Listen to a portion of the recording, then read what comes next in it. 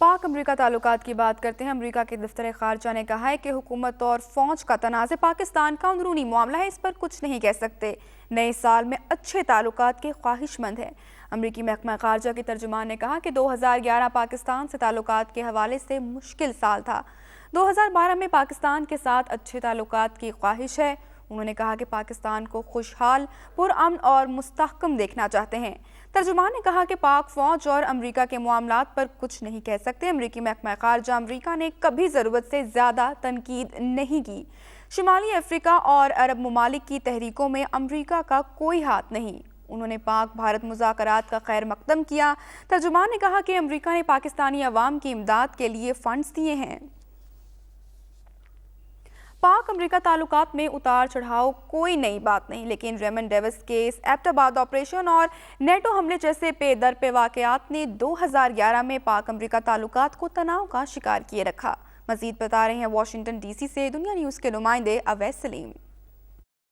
جنوری 2011 میں Raymond Davis case سے پاک امریکہ تعلقات میں پیدا ہونے والی کشیدگی 2 مئی کو ایبٹ آباد میں اسامہ بن لادن کی ہلاکت کے لیے یک طرفہ امریکی آپریشن سے انتہا کو پہنچی۔ حقانی نیٹ ورک کی افغانستان میں کارروائیوں کے حوالے سے ایڈمرل مائک ملن کے پاکستان پر الزامات اور $800 ملین کی سیکیورٹی امداد روکے جانے نے جلتی پر تیل کا کام کیا، اور 26 نومبر کو سلالہ چیک پوسٹ پر نیٹو حملے میں 24 پاکستانی فوجیوں کی شہادت سے تو دونوں ملکوں کی راہیں جدا ہونے کا خدشہ پیدا ہو گیا۔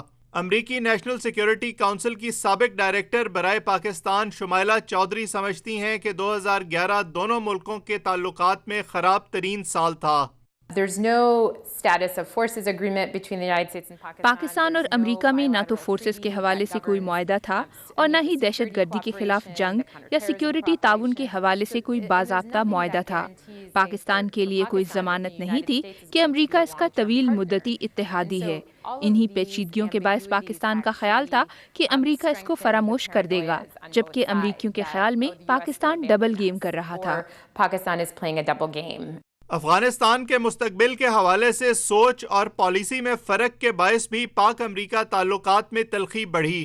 برہان الدین ربانی کی ہلاکت اور کابل میں امریکی سفارت خانے پر حملے کے بعد امریکہ کے پاکستان پر الزامات اور نیٹو حملے کے بعد پاکستان کی جانب سے بون کانفرنس کے بائیکاٹ نے دونوں ملکوں کے درمیان اس اختلاف میں مزید اضافہ کیا۔ 26 نومبر کے سانحے کے بعد کے حالات مثبت نہیں۔ کچھ عناصر اس سانحے کی آڑ میں پاک امریکہ اختلافات بڑھانا چاہتے ہیں۔ سوال یہ ہے کہ کیا پاکستان اس صورتحال کو افغانستان میں فائدے کے لیے ہتھیار کے طور پر استعمال کر رہا ہے یا پھر وہ امریکہ کے راستے جدا کرنا چاہتے ہیں؟ پاکستان نے نیٹو حملے کی تحقیقات میں شامل ہونے سے نہ صرف انکار کیا بلکہ تحقیقات کو بھی مسترد کر دیا۔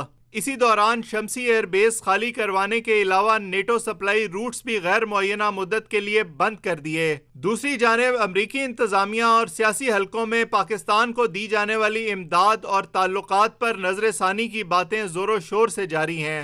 ایک دوسرے پر بڑھتی ہوئی بد اعتمادی اور زمینی حقائق کو دیکھتے ہوئے 2012 کے دوران بھی پاک امریکہ تعلقات میں بہتری کی امید کم ہی نظر آتی ہے۔ کیمرامین عالم کے ساتھ اویس سلیم، دنیا نیوز، واشنگٹن ڈی سی۔